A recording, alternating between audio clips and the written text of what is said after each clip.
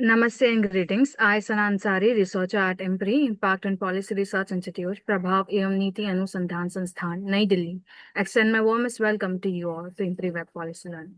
Today we are gathered here on the occasion of International Day of Women in Diplomacy, and today also marks the official launch of 4 powerful publications: the Feminist Foreign Policy Fellowship and Ontology of Essays, Volume 1, which editors are Professor Vibhuti Patel ji, Ms. Nandata Barua ji, Dr. Simi Mehta ji, and Ms. Reet Rat. And also, the second book includes the Feminist Foreign Policy Fellowship and Anthology of Essay, which is Volume 2.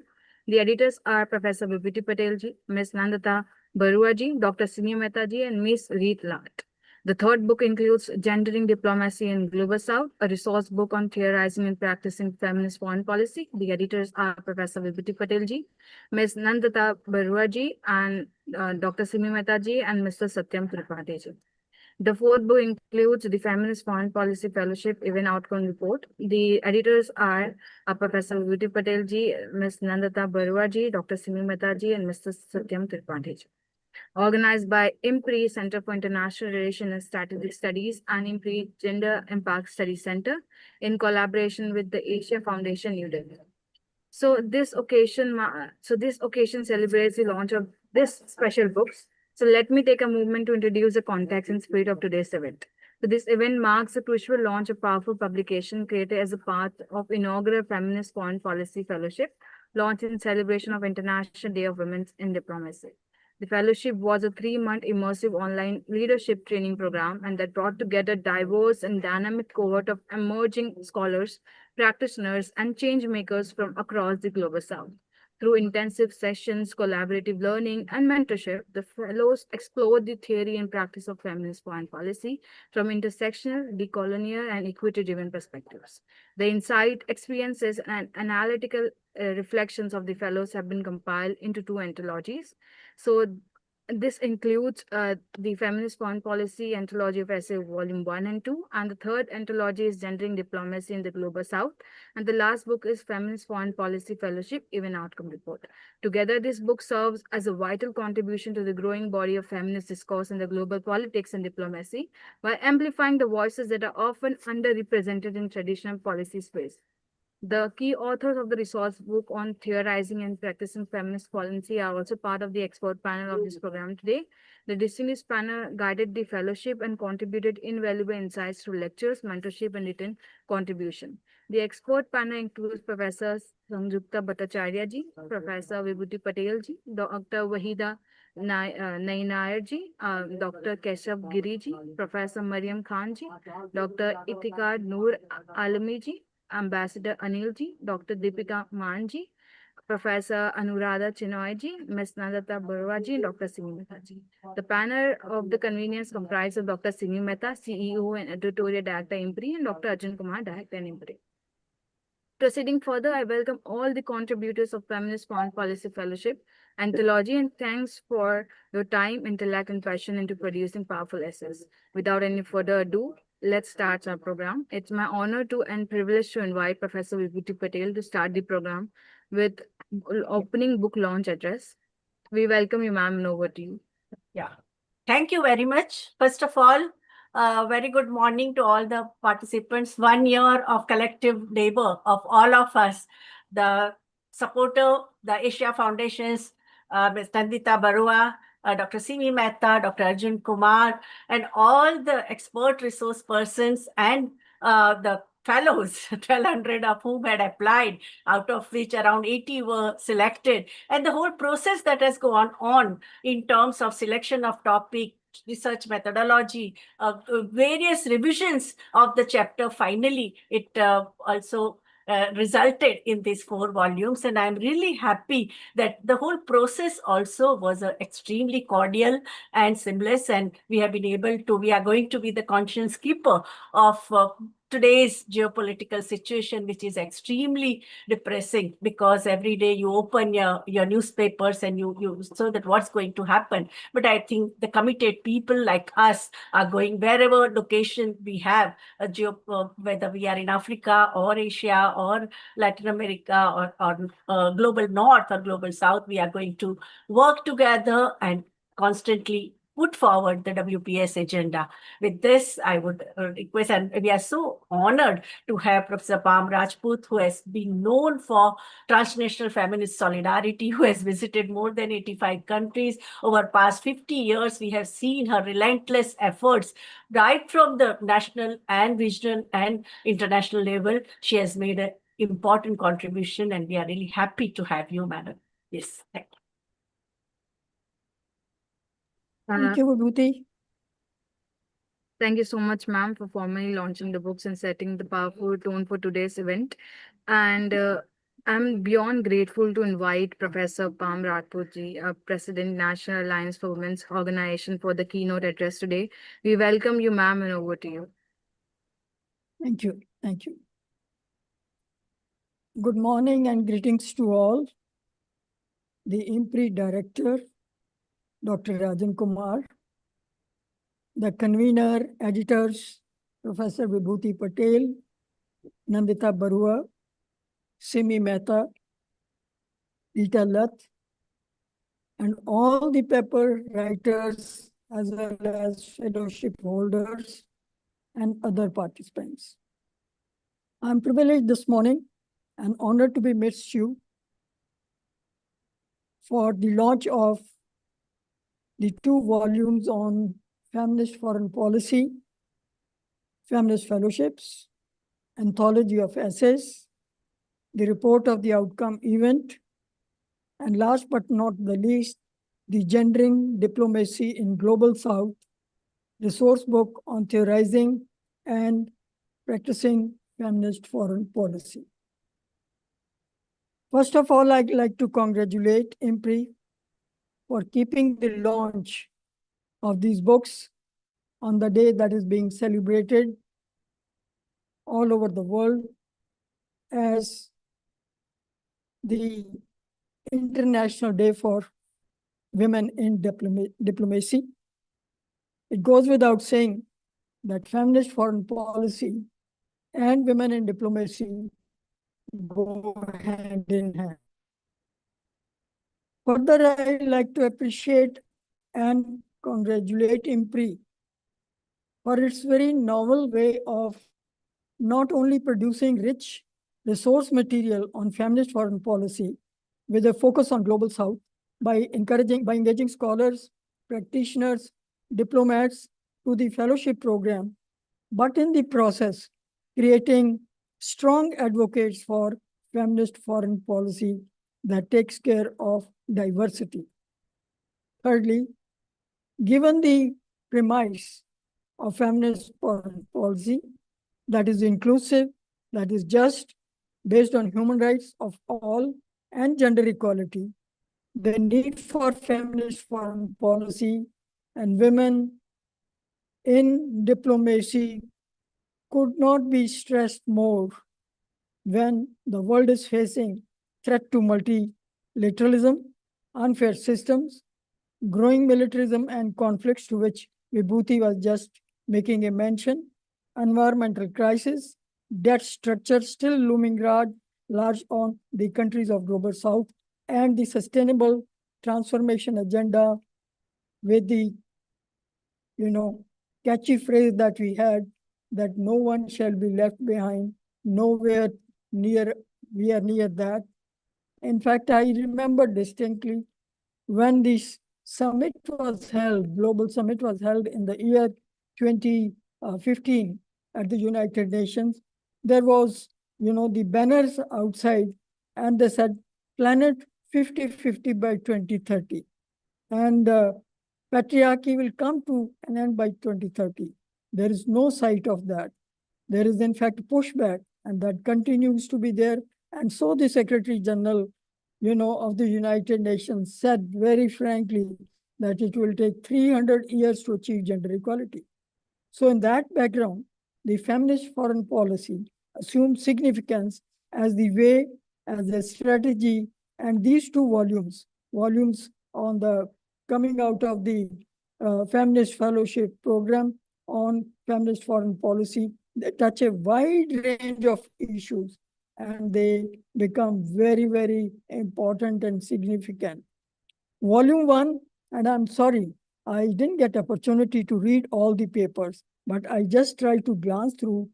Enormous work has gone into, and that shows the interest of the scholars as well as the practitioners in the issue. So volume 1 has 20 articles that cover the issues, and have a thrust on feminist policy, challenging the hegemonic norms, bring marginalized voices into the decision-making spaces, and push for systemic change.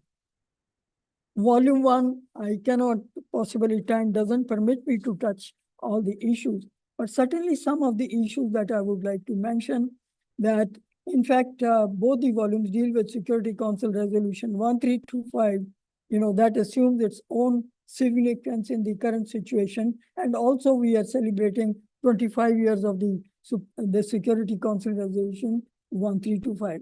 So these, as I said, they cover enormous, the whole framework is inclusive and number of issues have been picked up, like gender inclusive framework for diplomacy between India and Pakistan. This article really interested me given the kind of situation that we have. So I wish the leaders get to read this, paper on gender inclusive framework for diplomacy between the two countries. And similarly, we have role of women's organizations in shaping feminist foreign policy, digitalization of this thing. And I can go on, with the issues that have been dealt with this. But what I want to say is that redefining feminist foreign policy by considering the intersection of indigenous women and other, so this whole intersectionality is really key to these volumes, and I do hope that this gets due place when actually the diplomacy is acted upon. And second volume is, which has 23 papers, 23 contributors. This again is a volume which is very well researched, and these articles cover a wide range of disciplines and geographies for that matter. The issues covered run from legal framework to jurisprudence. For example, I got very interested in the article on feminist jurisprudence because I taught jurisprudence for years together, and so did I do the international law. So all these issues that have been covered, they are very close to my heart, and I felt so happy about it that we are now talking about feminist jurisprudence, legal reforms, political leadership in South Asia, and of course the gender dimension of refugees and migrant population, because migrant population which we serious consideration both by the policy framers as well as those who are at the international level to look at this, because 48% of the women, 48% of the population that is migrant, they are women, and they have their own problems in these situations of conflict, etc. And marginalized community. And not to miss, as I said again, in this volume also there is an article on Security Council Resolution 1325. And in addition to the anthology of the essays, there is the event outcome report. But this volume on gendering diplomacy and in global South, I'm very happy the focus now is on global South. In fact, I have been saying that it is time that the women from global South, meet and raise their issues. So this book really helps in that direction. So this is a resource book on theorizing and practicing feminist foreign policy. And this indeed is an excellent resource book, I would say, for both academicians and practitioners. And this gendering diplomacy, that book, I would like to quote the director of the IMPRI Institute, Dr.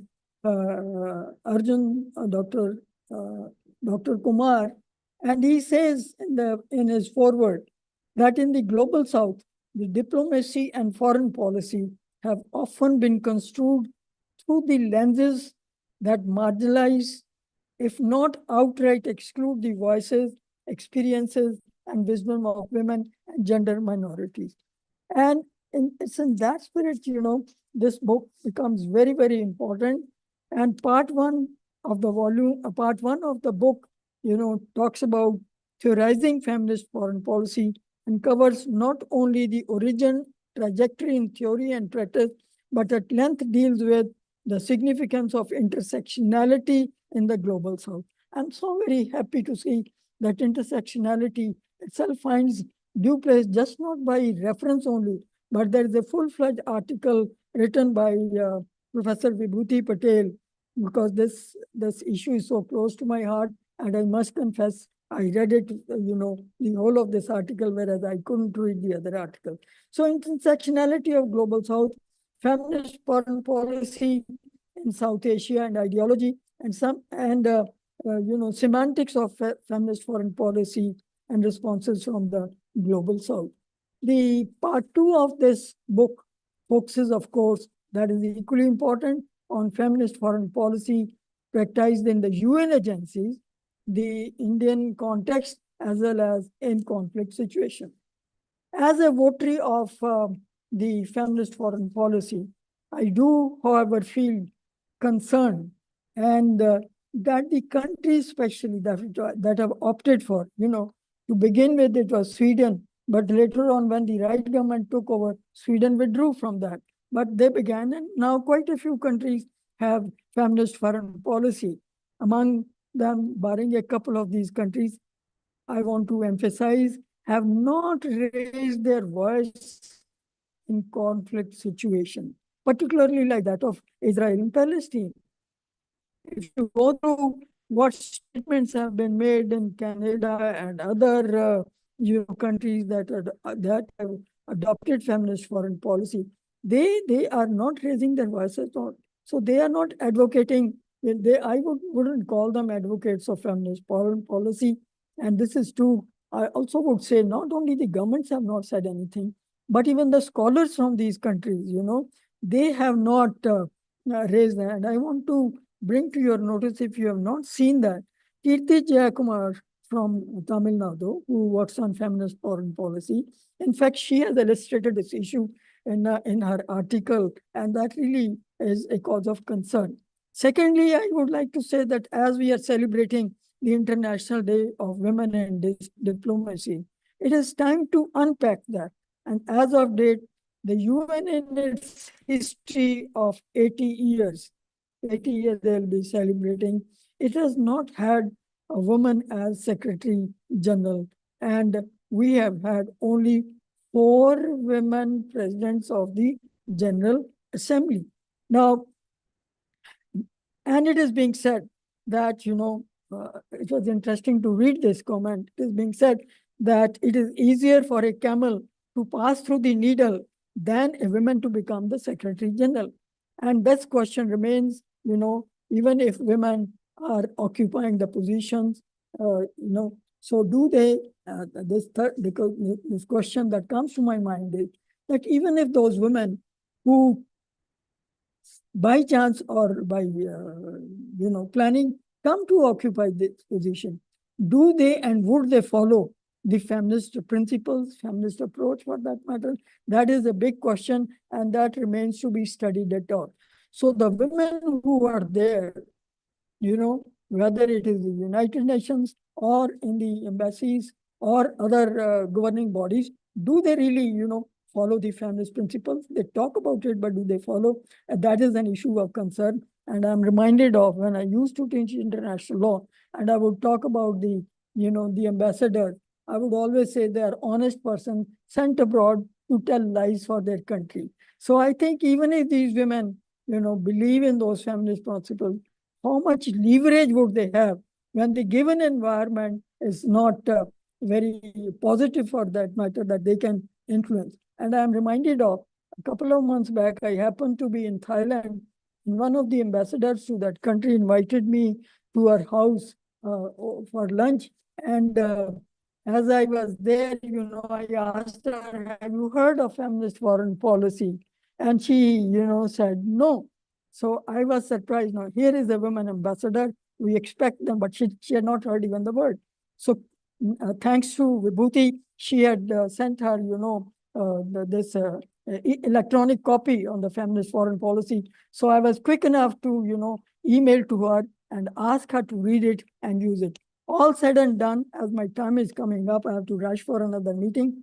As I formally join you in launching these books, I'm really pleased, and I must underline the value of such materials, both in the academic institution to train the minds and from this perspective, minds of the young people and the practitioners of diplomacy.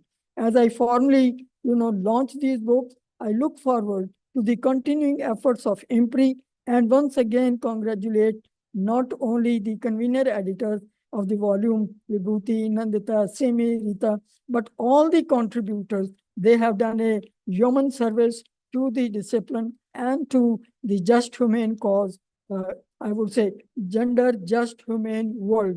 And I do hope this approach, what of course we are talking about, as Vibhuti mentioned, I've been engaged with all that since 70s. And I do hope all these our efforts would lead to finally this thing that no one shall be left behind.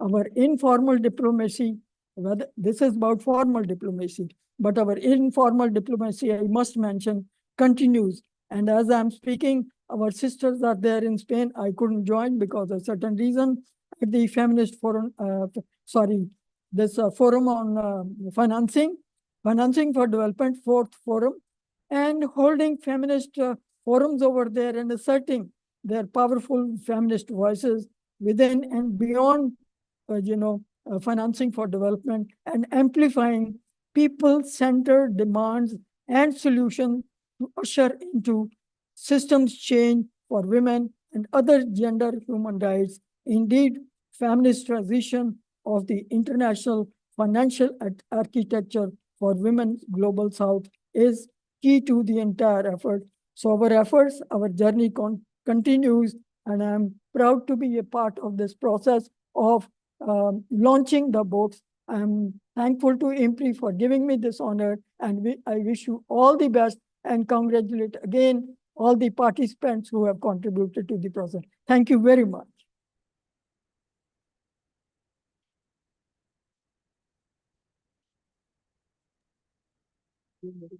Extremely inspiring. We needed your blessing.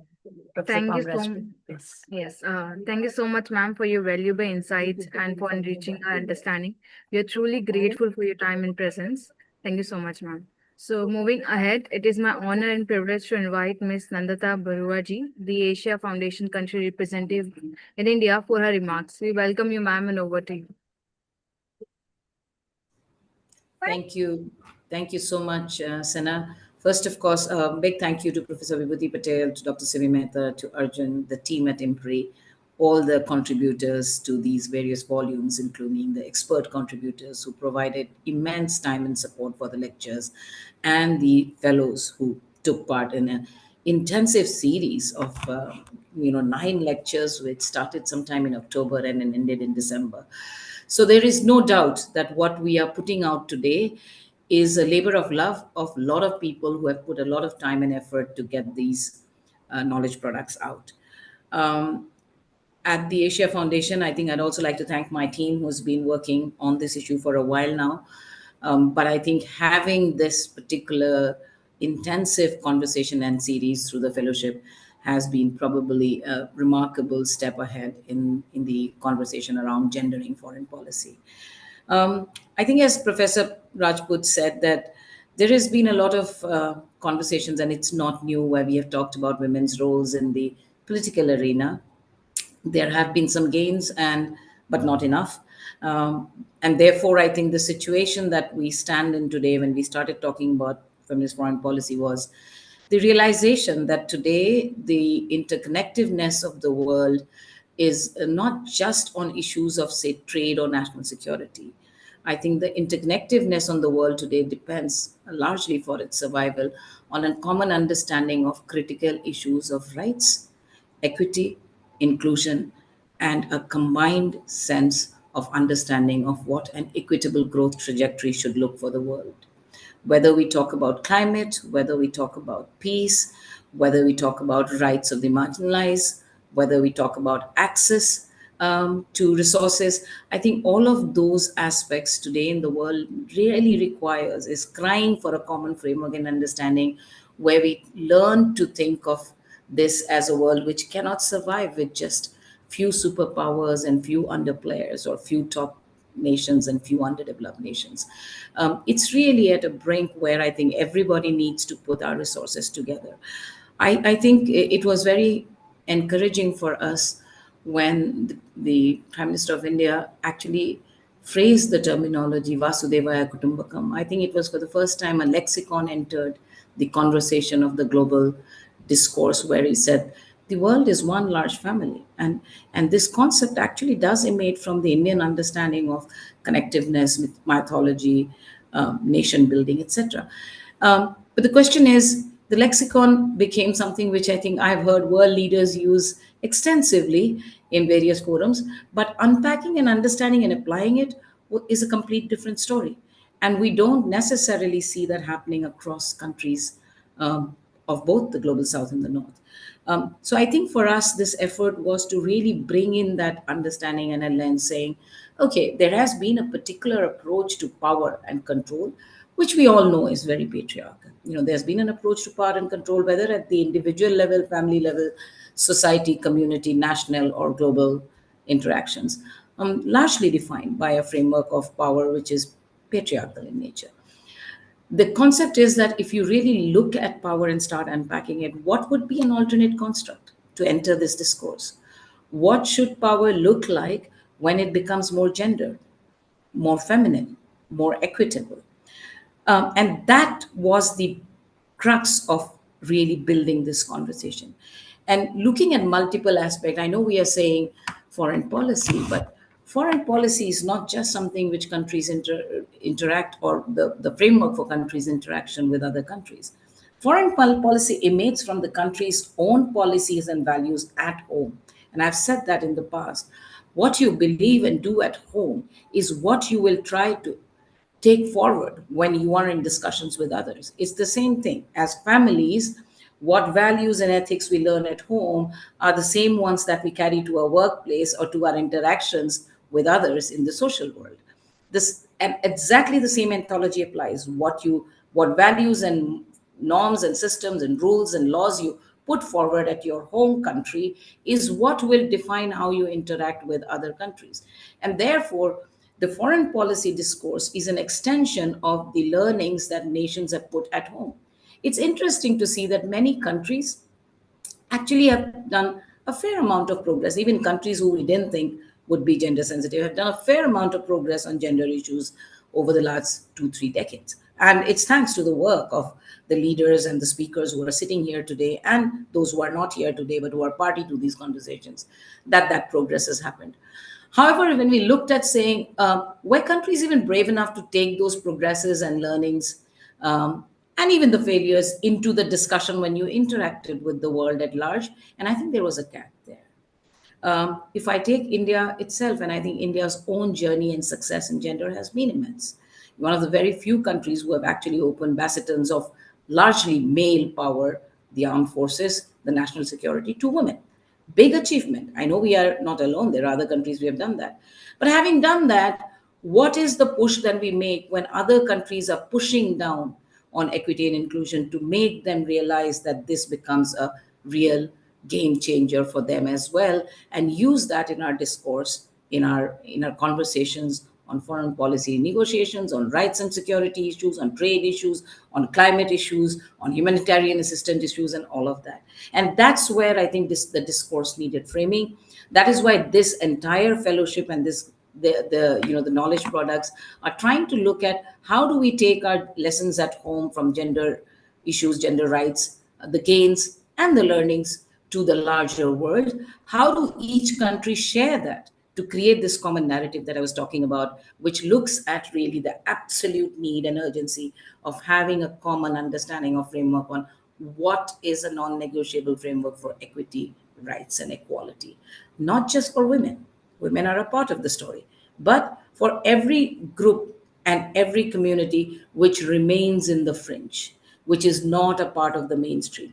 And those who are in the fringe will vary from country to country, but you can definitely identify who are in the fringe. So bringing them to the core of development, to the core of issues of rights, economies, security is something that's important. This particular fellowship has produced some phenomenal essays, and I think we will, everybody, when you get your chance to read this, you'll realize. But this is a start of a discourse. This is not a definitive answer that we have arrived at. And I think I'm looking forward to more such conversations and discourse which get enriched by practitioners. We've tried to bring in diplomats, ambassadors, foreign policy experts into the conversation, along with academicians, students, people who are a part of a lived reality of inclusion or exclusion. And I think getting those voices have been important. And I think we've been really lucky that we have had some phenomenal inputs through this fellowship. And I again want to congratulate Simi and her team for the immense work, Arjun for the great work of putting all of this together. It's not easy to run a long fellowship. It requires a lot of hard work and effort, and the leadership provided by Dr. Vibhuti Patel to put all of this together. And I think it's the thanks to this combined spirit of everybody who agreed when invited to come and speak on the issue and give us their learning to capture and bring out in these anthologies is something that's going to be a major contributor to pushing this discourse beyond just our own borders, but into every country from where the fellows and the writers have come. So with that, a big thank you to everybody. And I hope that the foundation remains committed in our journey of working on this with every stakeholder, every like-minded partner, and every similarly placed intellectual who thinks that this is an important thing. Namaskar, Jai Hind. Thank you. Thank you so much, ma'am, for your enriching insights. We are truly grateful for your presence and time today. And now I would like to invite Dr. Simi Mehta, CEO and Editorial Director, IMPRI, for her remarks. Over to you, ma'am. Thank you very much, Sana, and good morning, everyone. It is a great privilege to have witnessed the unfolding of the Feminist Foreign Policy Fellowship and the journey culminating in the launch of the 4 publications under this fellowship. So it is especially meaningful that this launch coincides with the International Day of Women in Diplomacy, that is June 24, a day that underscores the indispensable role of women in shaping diplomacy and multilateralism. And this is a fact that long recognized in policy, academic, and practitioner circles. And we see through our resource launch that makes an important contribution in this realm. So historically, women diplomats have significantly influenced the global norms, as seen in the drafting of the Universal Declaration of Human Rights. And it was only due to the resolute advocacy of Hansa Mehta, who was India's representative to the United Nations Commission on Human Rights, that Article 1 of the United Nations, the Universal Declaration of Human Rights, was amended to state that all human beings are born free and equal, replacing the gender exclusive phrase that all men are born free and equal. So had it not been for Hansa Mehta and her intervention, that we would not have the Universal Declaration of Human Rights as it is today. And her intervention actually reflected the feminist assertion and also the vital imprint of anti-colonial thought on the human rights discourse, a critical reminder of how the language shapes the global norms. And remember, it was in 1948, so the very time when we had been right after our partition, our independence and partition of the country, 1 year into it. So despite these landmark contributions, women continue to remain underrepresented in their senior and diplomatic positions and continue to face the structural sexism that obscures their achievements and limits their advancements. So today's book release, it features the diverse and the rich contributions of over 80 feminist foreign policy fellows from all over the world. And this highlights that feminist foreign policy engagement across themes such as climate change, such as health emergencies, pandemics, human rights violations, and economic uncertainties. And these works are collectively, these collectively aim to tell her stories and break the glass ceilings and inspire the next generations in our shared pursuits of gender equality and inclusive diplomacy. So I'll not take much time. Thank you very much, Asia Foundation, for trusting in us, Nandita ma'am, Apurva, chair of the program, Professor Vibhuti Patel, my team at IMPRI, all the experts, and the expert today, Professor Pam Rajput, and most of all, congratulations to all the FFP fellows. So let us together create a pathway towards equity and equality. Thank you very much, and Jai Hind. Back to you, Sana. Thank you so much, ma'am, for your valuable insights. Now I would like to go back to Vibhuti Patel, ma'am, for her remarks. Yeah. Thank you.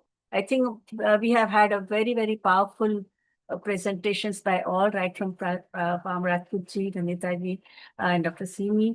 Now, what I would like to recite would be the verses which capture the collective feeling of all the fellows who have contributed the chapters and the experts, and this common collective sentiment of the authors of these 4 volumes are captured very succinctly in these verses by Shanta Acharya's new collection, Dear Life. In a child, refugees' orphan eyes find me. In the daily promise of sunrise, find me.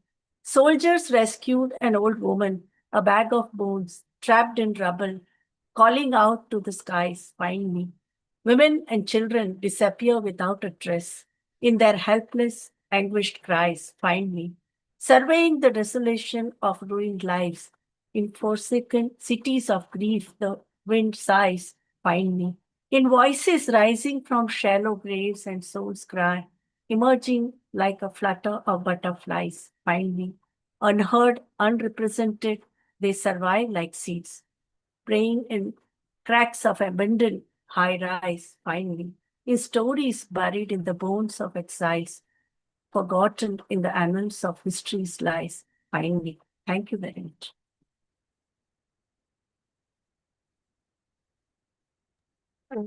Thank you so much, Professor Vibhuti Patel, ma'am, for this lovely insight. Now I would like to go to Professor Anuradha Chinoy, ma'am, for her remarks. Over to you, ma'am.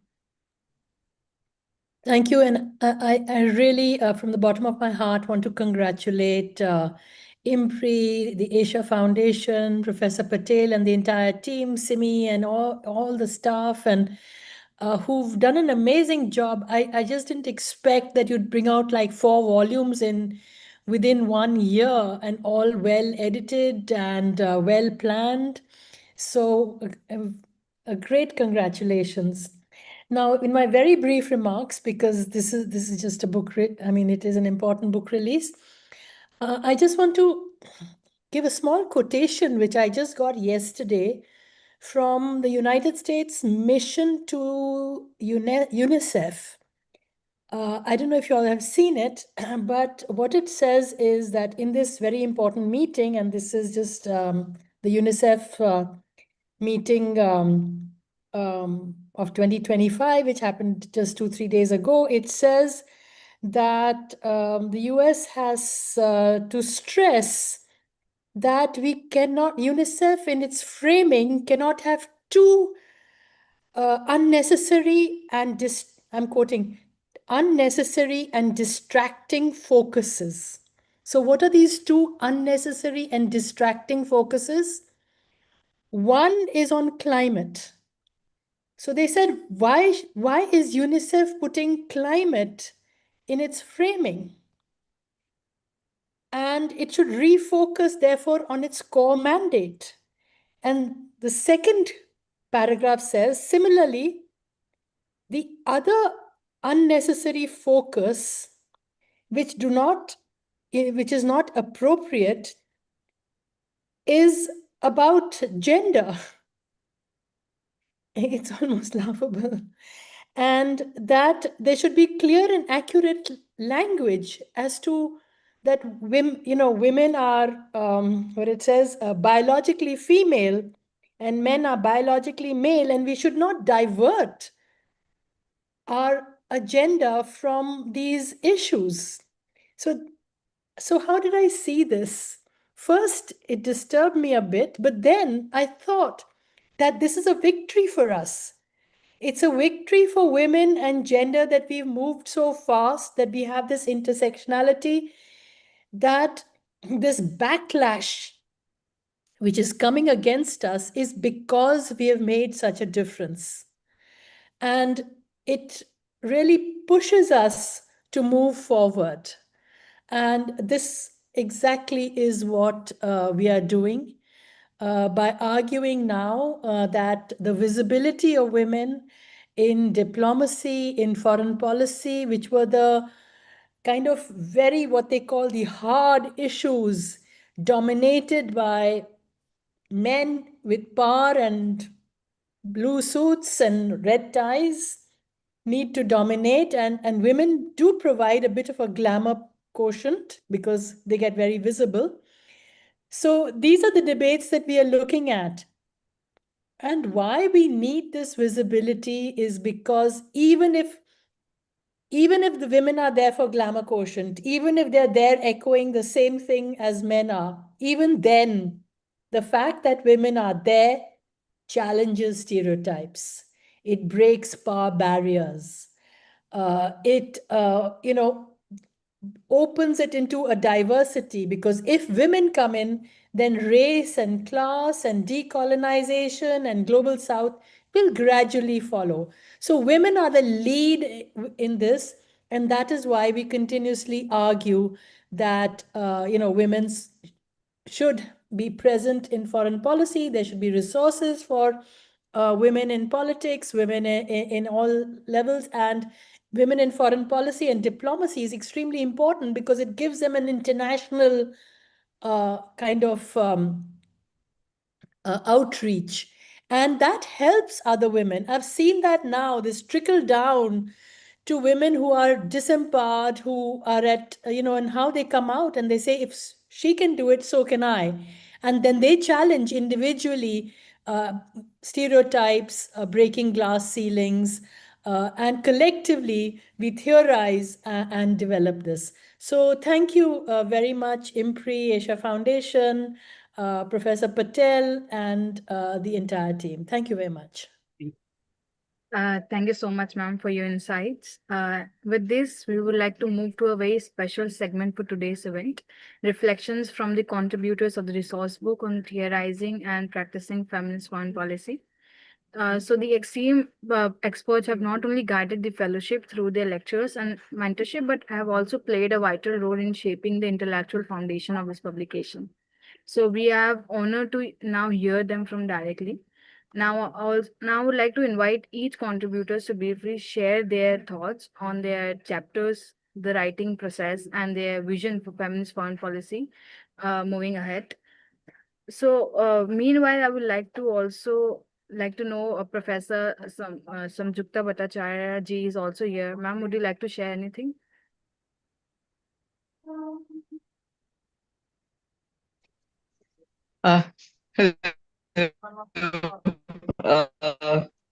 Thank you for inviting. This is me. I'll speak for a minute or so. This entire fellowship, and I have enjoyed all the talks so far, and I really want to thank IMPRI and the Asia Foundation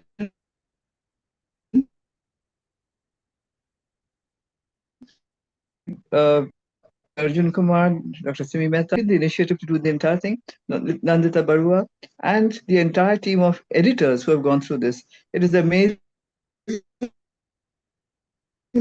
that 4 books within a year. I was asked to speak on theory, basically, and practice. And apart from that, in the second part, I have a book on the practice part that is on the United Nations and its agencies and feminist foreign policy.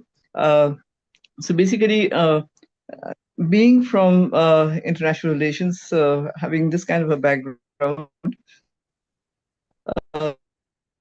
well, one does into theory, and I think that unless you have a theoretical understanding, you may not follow the theory. But to build, to understand, to basically understand the subject itself, you need to have a theoretical base.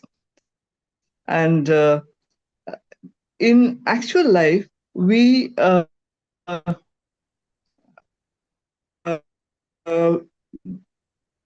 we connection between theory and practice. But if you really come down to theory and practice, well, national interest is at the core of foreign policy, and that is at the core of realism too. So basically, there is theory very much involved. Also, certain things like, for instance, uh, democratic peace theory. At one point of time, when the Soviet Union was breaking up, the United States itself basically talked about democratization as a means for basically keeping peace in the world. So there is certainly a connection. Now, coming down to feminist foreign policy, interestingly, uh, I was asking, just because you see, I mean, I have been so involved with feminist foreign policy because of IMPRI and Dr. Patel, that basically I was asking some of my colleagues, some of my students, foreign policy. Many of them had said no. Others basically had heard of it because of IMPRI and IMPRI's advertisements, all right, in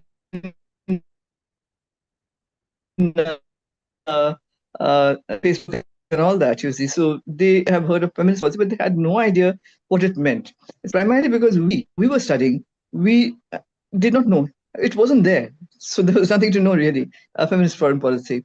And since this is not taught, it's still not included in any curricula, feminist foreign policy. I mean, in IR, we do so many theories, but there are no theories of feminist foreign policy. So I think that I've written on the theory and all that, and how basically I used to talk on and write on basically feminist IR theory and also on feminist theory.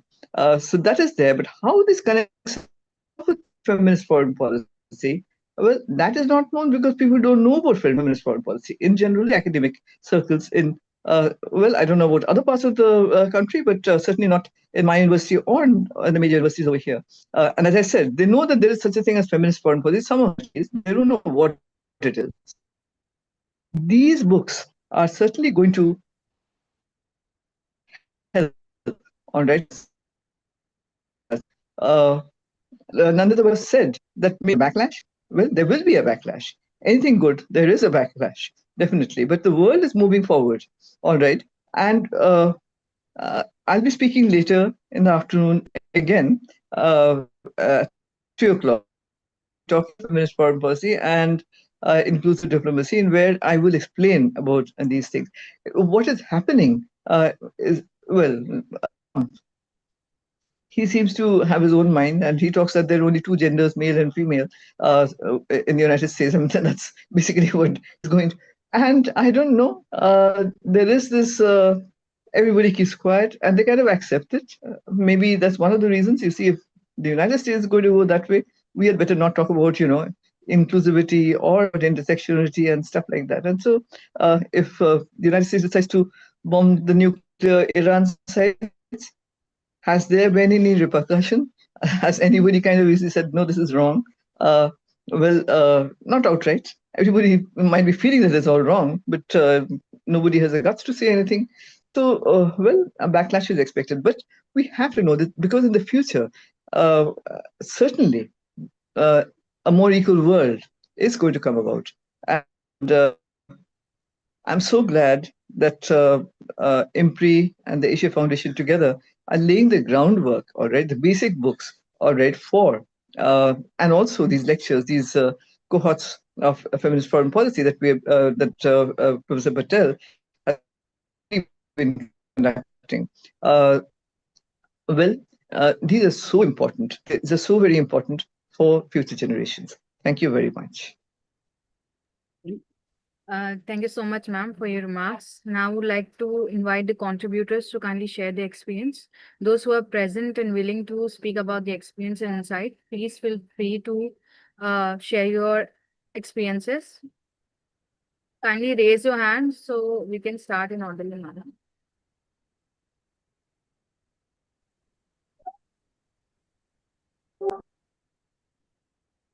Yes, Pinku Jaji, please go ahead. Hello, I hope I'm audible. Yes, you you're are. audible. Yeah, a very good afternoon to one and all. I've written a paper with the help of the IMPRI while this whole fellowship of 3 months, and somehow being a student of Indian political thought was not much confident earlier that whether I would be able to locate my own expertise or my own interest with this particular area of feminist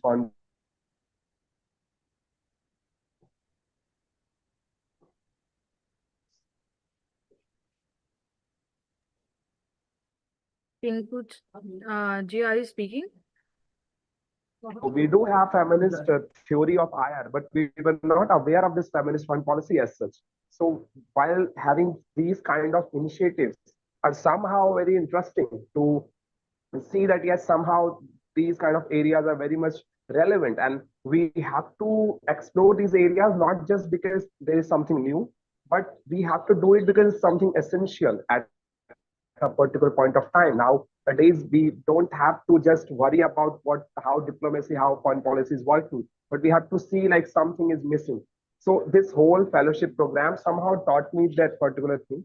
And being a newly joined faculty in one of the private university in Jaipur, we were talking about the syllabi formation. So somehow I actually proposed to have a particular paper on feminist foreign policy. This is something I can say that I'm trying to like somehow not just to learn individually what I've learned, but I thought of having something which may have some kind of initiative to our own university or our own education system as well. So I'm again very much thankful to whole IMPRI and Asia Foundation, Vibhuti ma'am, Simi ma'am, and all of the guidance and whatever the teaching we were receiving throughout the session. So once again, thank you so much. And I hope I'll be in touch with these kind of initiatives in later phase as well. Thank you so much. I think Thank you those so of us who are in the academic institution must prevail upon our board of studies to include this in the topic. And also through HRDC, all of us who are resource persons for the Human Resource Development Center of Ministry of Education. There too, I think we must strive to, because now we have a resource material, no? Because all these 4 volumes can be easily used by the young teachers in the refresher courses or orientation programs and the interdisciplinary faculty development program. We must try to include this topic in the all the training programs for young teachers. Yeah, thank you. Thank you so much for sharing. Anyone else? Sajid Ali ji, would you like to share your experience?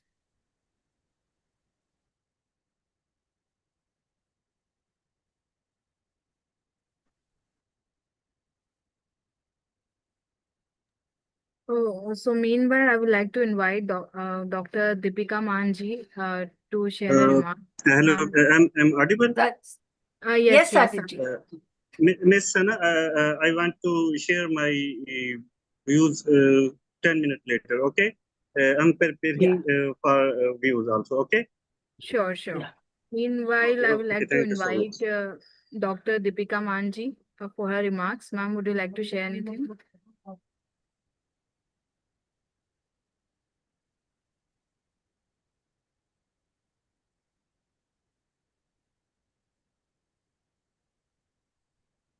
Yes, Deepika ji.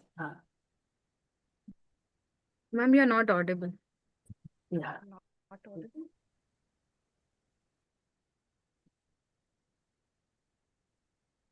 Please unmute yourself. Yeah. Am I audible now? Yes, you are. Yes. Yeah. Thank you to the IMPRI and HS Society team for this opportunity and for bringing together such a rich and timely volume. So my chapter, that is Feminist Approaches to Peace Building. Hello? Yes, yes. Shall Go I ahead. continue? We can hear Ma'am, you. you're audible. Oh, Yes. So my chapter Feminist Approaches to Peace Building, that is Gendered Solution to the Conflict Resolution. It examines how mainstream conflict resolution models dominated by patriarchal power structures, they often fail to account for the gendered dimensions of violence and post-conflict recovery. So these traditional models overlook women not only as stakeholders, but they also act as architects of peace. This inclusion significantly undermines the prospects of sustainable peace. When we're talking about feminist peace building, as I argue in my chapter, is not simply about including women for the sake of representation. It is also about fundamentally transforming how we conceptualize peace and conflict. So feminist approaches shift from the focus of high-level diplomacy to grassroots level realities, from state security to human security, and from cessation of violence to dismantling the very structure of uh, very structures of the society that includes economic, political, social, and psychological structures that leads to inequality and harm. The chapters, it also draws on intersectional and post-colonial feminist theory to stress the peace is not a monolithic experience. Women reality in conflict zones are shaped by multiple identities that include their caste, class, ethnicity, and sexuality. I think this complexity demands equal, nuanced, context-specific solution that are not being provided by the society. Uh, Through the case studies of Rwanda, Liberia, and Colombia, I illustrated how the active involvement of women has led to more inclusive, just, and enduring peace agreements. These examples underscores a central argument of the chapter that feminist peace building is both a theoretical and a practical imperative. Rather, and if we are able to create equitable post-conflict society, we need to follow this approach. And ultimately, I advocate for a feminist vision of peace that is transformative, not simply the absence of war, but the presence of justice, inclusion, and dignity for all. Thank you. Thank you so much for sharing your remarks. Anyone from the contributors would like to speak? Pravesh Babulji, would you like to speak? Yes. Please, Simranji, please go ahead. Oh, yes. Thank you so much. So, am I audible? Yes, sir, you're audible. Okay, thank you so much.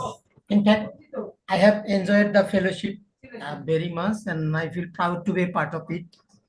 And I was working, since starting off my journalism, I was working especially on women's rights issues, climate change, environment, health, among others. So while I was working on those issues, I saw that and I found some statistics and studies in Bangladesh, South Asia, and some other countries that women are, not different, uh, considering their lower status in Bangladesh, India, and the developing countries. Women are same. They have same status of, being oppressed, being violated. The criteria is different, but the similarities are, not different. For example, in Bangladesh, some women, poor women are being violated for dowry and other issues. But in India, those are the same. And some other developing countries also. And there are some issues, for example, menstrual periods. In Bangladesh, India, Nepal, and some other countries, there are some, superstitions there about the menstrual period. So there are many problems to say and to write.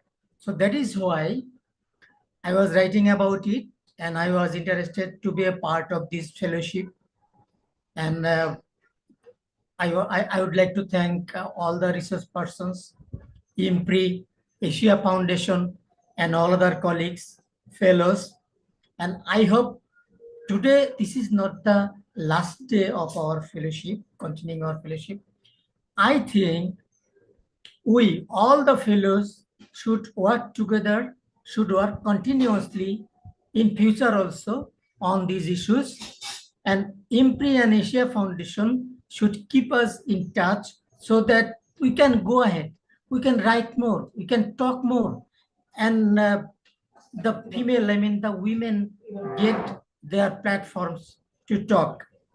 Local platforms, national platforms, regional platforms, and global platforms for all the events so that they can talk. So they must be allowed for this. So I think it's a milestone in my life to be a part of it. And I will continue writing, talking, and working on it like others. And in future, I think IMPRI and Asia Foundation can consider, about a follow-up, follow-up fellowship. Maybe after 6 months or after 1 year, contacting the fellows, what we did and what we did not, and what are our future goals, so that IMPRI and Asia Foundation can gear up and push us to go ahead, to write more, to work more. So this is not the last day with us. IMPRI and Asia Foundation. I truly feel very, very proud to be a part of it. And what can I say? I'll continue my work. And I think IMPRI and Asia Foundation and all other colleagues will help me always. And in-person fellowship, I think I will recommend. I will request IMPRI and Asia Foundation. Maybe in-person fellowship they can arrange in India, in Bangladesh, or in Nepal, or in any other country, so that we can get together, we can meet, we can talk more, we can work more. So I would like to request IMPRI and Asia Foundation to arrange an in-person fellowship with us so that we can join together. So thank you so much. Thank you. Thank you so much. Thank you so much, sir, for your remarks. Simranji, you were unmuting yourself. Thank you so much. Am I audible? Yes, Lord. Okay, so I'll start my experience. Well, Honorable Vibhuti ma'am, presented guests out here, mentors, and all of present out here, a very warm good afternoon and namaste. It is with a heartfelt gratitude that it is with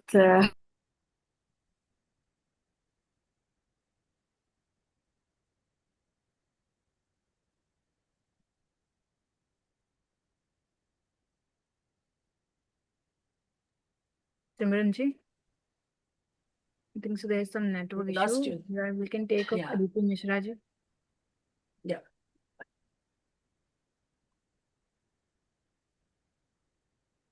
I was feeling quite honored and quite welcomed by all the team out there.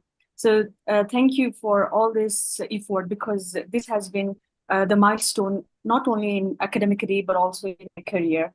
And as I was writing on this book, as we are talking about the book launch, and we are in the book launch, so actually I grew up with both the personal curiosity and also the academic passion that highlight not only the indispensable roles that women play every day, not only in shaping diplomatic narratives, but also leading the peace processes that is happening all around the world today, and also influencing the policy at both regional and the global levels, and often against the grain of patriarchal structures that are in everywhere, even in living in this 21st century. Even we are speaking about the Gen Z, but also we are the grain of patriarchal structures are always there.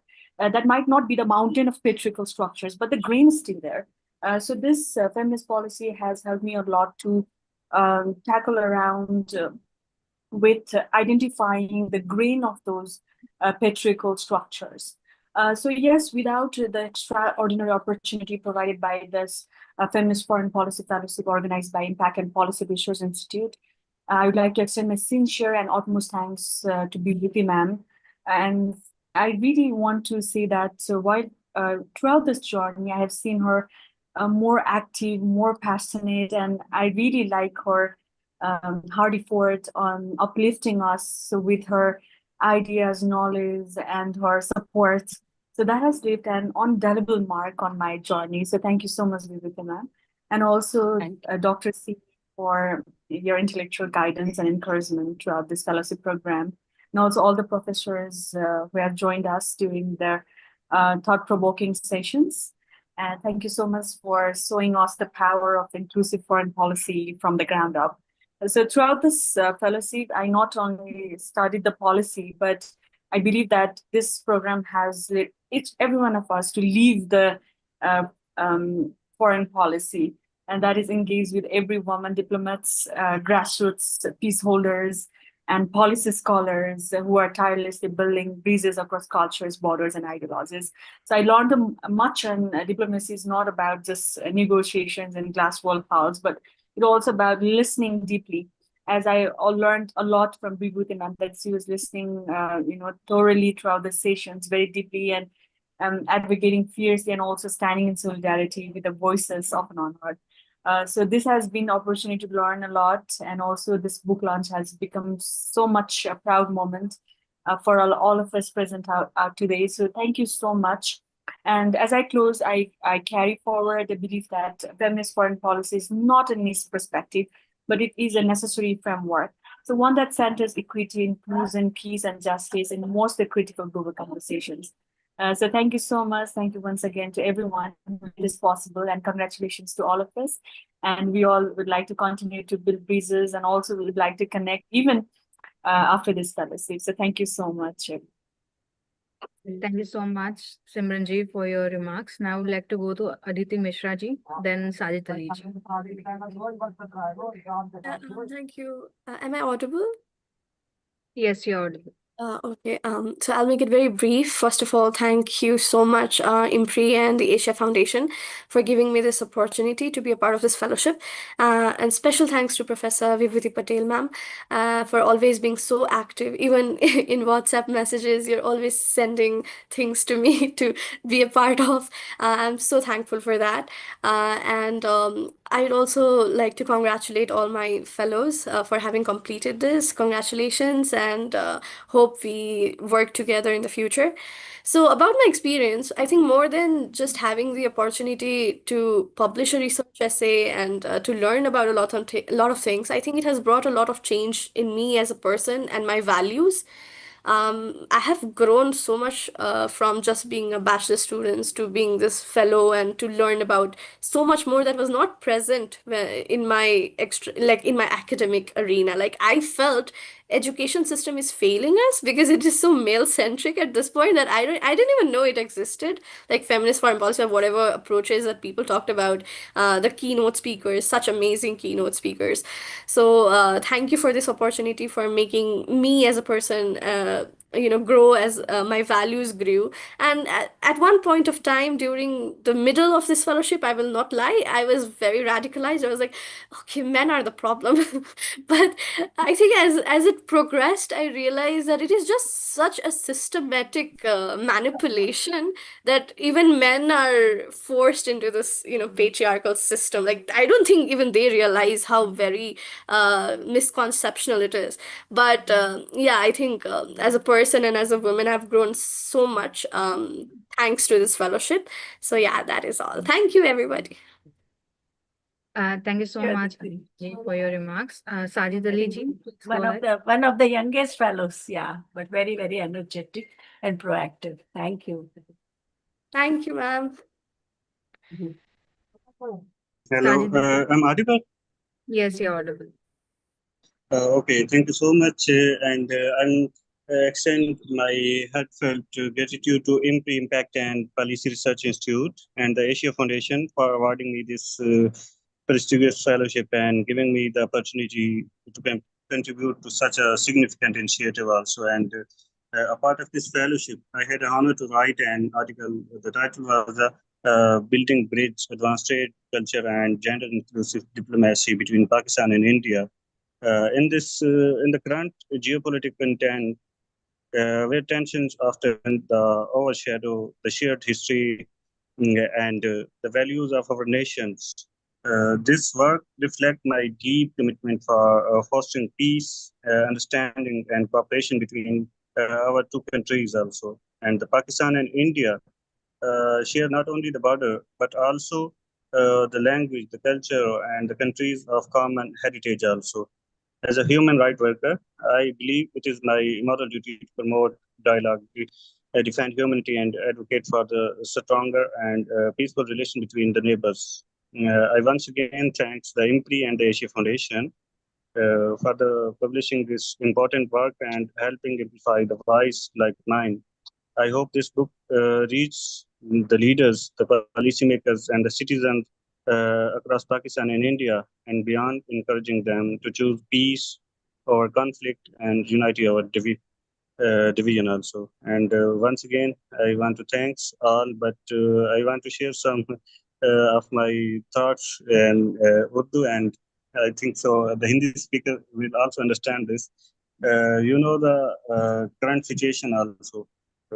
मतलब हमारे जितने भी अभी कुछ Hindi speaker भी बैठे हैं जो मतलब सुन सकते हैं, हमारे उर्दू स्पीकर भी हैं कुछ जो मतलब इन बातों को अंडरस्टैंड करेंगे कि अभी रिसेंटली जो पाकिस्तान और इंडिया के दरमियान जो टेंशन हुई, जो अभी एशिया में स्पेसिफिक एशिया में ये वार जोन चला हुआ है, तो पाकिस्तान, इंडिया और स्पेसिफिक एशिया को इन बातों को समझना चाहिए, अंडरस्टैंड करना चाहिए कि सिर्फ एशिया ही क्यों वार जोन बना हुआ है। सिर्फ एशिया के एक जो नेबर कंट्रीज हैं, सिर्फ इन्हीं को लड़ाया जाता है, इन्हीं में आके सारी टेंशन होती हैं कि सिर्फ एशिया ने ही आगे नहीं चलना। और स्पेसिफिक इंडिया और पाकिस्तान का 1947 से लेके 2025 तक अवाम पीपल टू पीपल जो रिएक्शन है, मैं जितने भी कंट्रीज में गया हूँ, नो मैटर दैट किसी भी इंडियन से मिले, मेल और फीमेल, जहां भी मिले, जो आपको वार्म वेलकम मिलेगा पाकिस्तान इंडिया के दरमियान, वो like a relative also. But the international relation, the policies, and the different things are we are watching. But the reason is that the policies. अगर ये चीजें जिस तरह की हमें ये एक फेलोशिप मिली है, जिस तरह अभी पहले भी एक बांग्लादेश के एक हमारे फेलो अचीवर ने बात की है कि ये चीजें रुकनी नहीं चाहिए। कम अज कम हम अपने कम अज कम जो एशिया में हम लोग ये रहते हैं, हम ये खुद ही स्टेप लेंगे तो तब जाके हमारे एशियन कंट्रीज और स्पेसिफिक जो हमारे पर्सनल अपने कंट्रीज हैं, हम इनमें तो कम अज कम अपना पीस को प्रमोट कर सकते हैं। तो अगर हम ही खुद ही नहीं करेंगे कि हमने ये करना है कि हमने एक दूसरे को जेर ही करना है, तो क्योंकि हम दोनों के पास इस तरह के वेपन्स पड़े हुए हैं कि जो एक बंदा एक भी कुछ करेगा तो पूरी दुनिया के लिए वो इफेक्टिव है। तो क्यों ना हम इन चीजों से हट के हम अपनी तरक्की के लिए काम करें, अपने उन लोगों के लिए काम करें कि जो मतलब बिलो द बेल्ट लोग रह रहे हैं, जिनको इन चीजों से कंसर्न ही नहीं है, जिनके लिए मतलब वो चीजें है ही नहीं। तो thanks to all of you. और मेरी सबसे गुजारिश है, जो हमारे डायरेक्टर्स हैं स्पेसिफिक मिस विभूति पटेल वगैरह, जो हमें मतलब डे वन से इन चीजों को देख रही हैं। We endorse your sentiment. आपने जो कहा वही यहाँ हमारे सबका सेंटिमेंट है। हमारे देश में भी हमारे मानवाधिकार संगठनों के साथ जुड़े हुए हैं, and I think all the people of the world, people to people, तो इतनी कॉर्डियलिटी है। बहुत एक अच्छा इनिशिएटिव है। तो आपका बहुत बहुत शुक्रिया, और इन चीजों को प्रमोट करें आप। मैं भी पाकिस्तान में जितना मेरे से हो सकता है मैं इसको लेके चलूंगा इंशाल्लाह, और आपकी सपोर्ट भी मुझे इसमें चाहिए, तो ताकि हम इन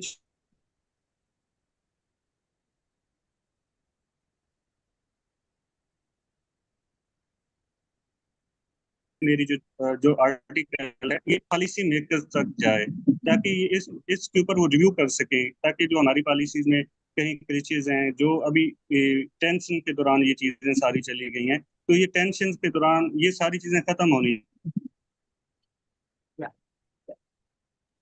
Thank you so much. के दरमियान पे मैं ये सारे देख रहा हूँ अच्छी तरह से, लेकिन पीपल टू पीपल रिएक्शन जो आ रहा है वो सभी कह रहे हैं कि हमारे नेबर्स के साथ अच्छे रिलेशंस होने चाहिए।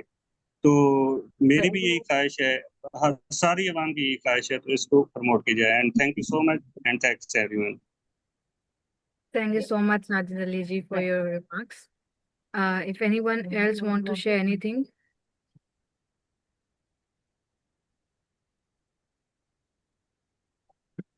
Okay, ma'am. So with this, I would like to invite Professor Vibhuti Patel, ma'am, for the closing Am I remarks. audible, Sana? Yes, yes, Yes, you're audible. Amita ji. Yeah. Thank you.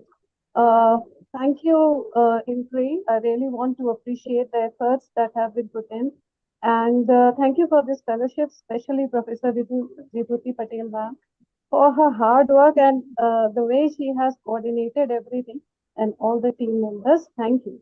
When I was writing this article, I really didn't knew what I was getting myself into, because I knew the migration, the feminist foreign policy exists, but at the ground level, the things are really very, dicey, and it's very uncertain, because the people who are migrating in our country are not getting the immediate recognition. Having said that, I think, and I have found, and I have firm belief that it is the feminist foreign policy have to be initiated, have to be inculcated in our foreign policies, because that is the only way forward. Now, I have realized.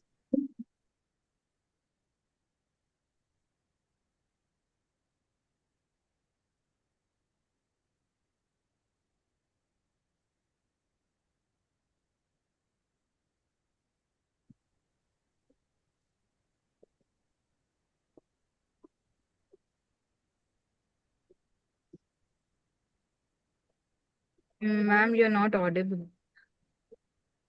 Yes, actually, now I'm audible. Yes, yes, ma'am. Yes. Am I audible?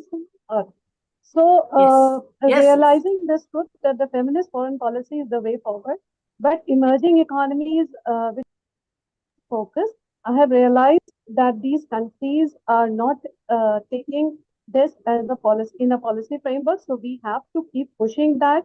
We have to do that, and I think all of us have this responsibility to actually, bring it in our policy.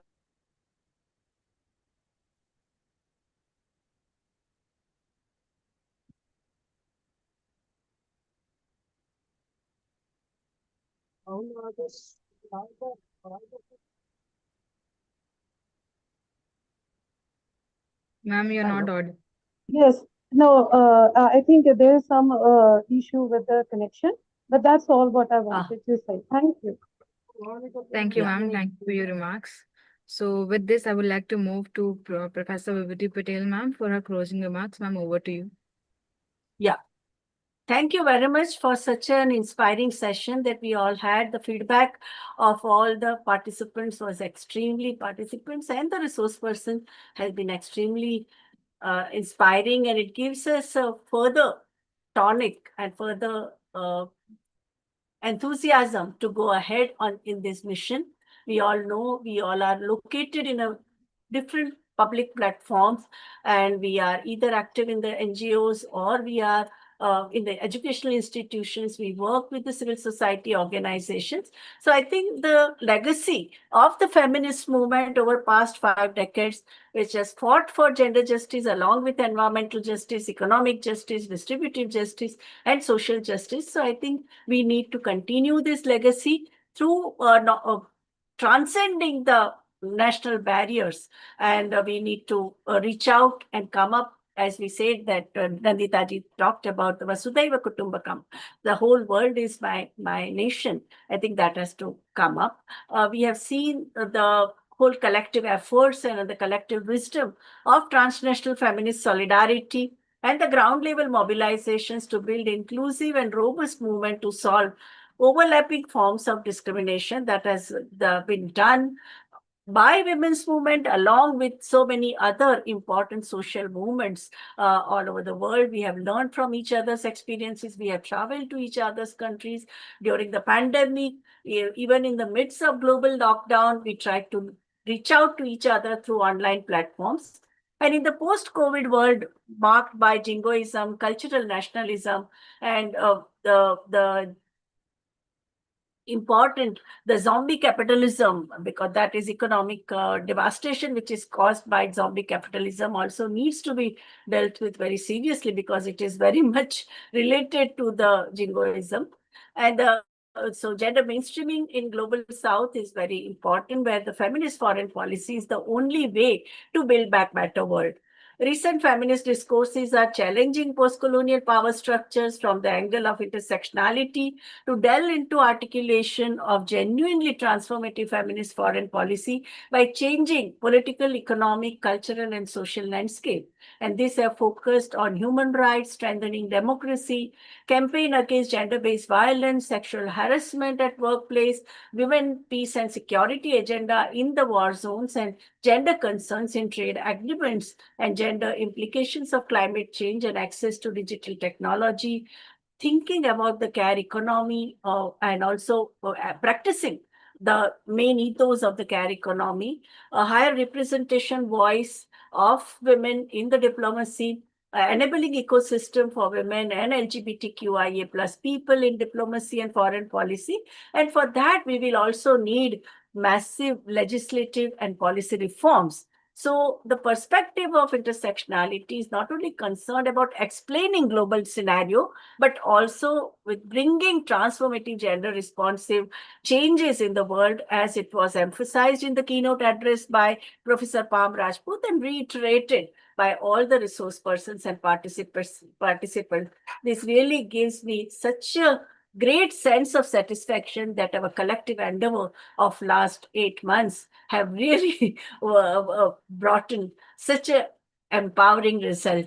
And these 4 volumes are going to be extremely useful, as all of you have expressed your sentiments through the activists, policymakers, think tanks, academic institutions, social practitioners, public intellectuals, and the politicians. We have to take them to all the stakeholders. Thank you very much. Thank you so much, ma'am, for your remarks. So we extend our deepest gratitude to all the esteemed experts and contributors for their invaluable contribution to the resource book and for sharing their reflection today. So as we come to the close of the book launch of Feminist Foreign Policy Fellowship held on the occasion of International Day of Women in Diplomacy, I, Sana Ansari, researcher at IMPRI, Impact and Policy Research Institute, would like to deliver my formal vote of thanks on behalf of IMPRI Center for International Relations and Strategic Studies and IMPRI Gender Impact Studies Center. We are deeply grateful for our keynote speaker, Professor Pam Rajput ji, Ms. Nandita Barua ji, Dr. Singh Mehta ji, and Professor Vibhuti Patel ji for gracing us with their presence and setting the tone for today's important celebration.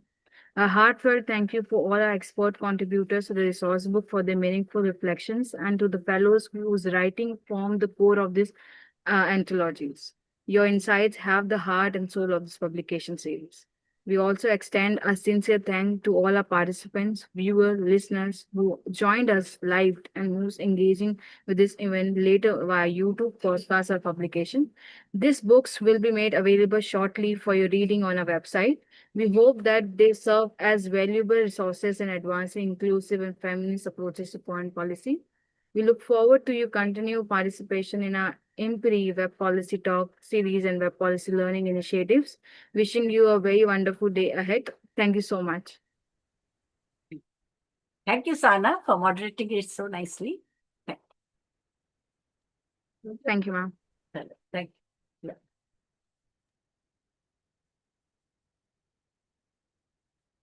Thank you, everyone. Thank you.